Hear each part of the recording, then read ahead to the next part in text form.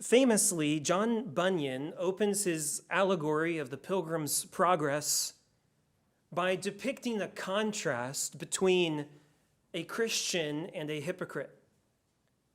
He begins his well-known book by writing, "I dreamed a dream. I dreamed, and behold, I saw a man clothed with rags, standing in a certain place with his face from his own house, a book in his hand, and a great burden upon his back.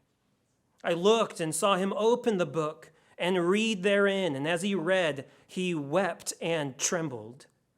And not being able longer to contain, he brake out with a lamentable cry, saying, 'What shall I do?'" This burdened man, who eventually becomes known as Pilgrim Christian, was reading the Bible. And conviction of his sin weighed heavier and greater upon his shoulders as he read the Word of God.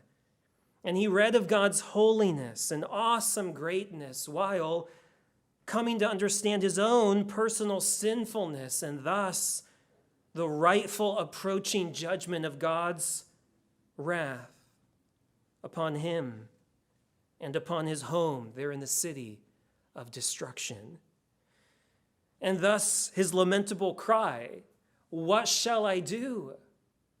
And by the Lord's gracious providence, a man named Evangelist heard his cry and responded.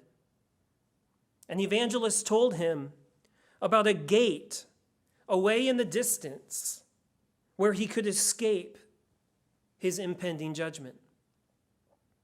So this burdened pilgrim began to flee from the city of destruction towards the narrow gate, and many fellow neighbors called after him.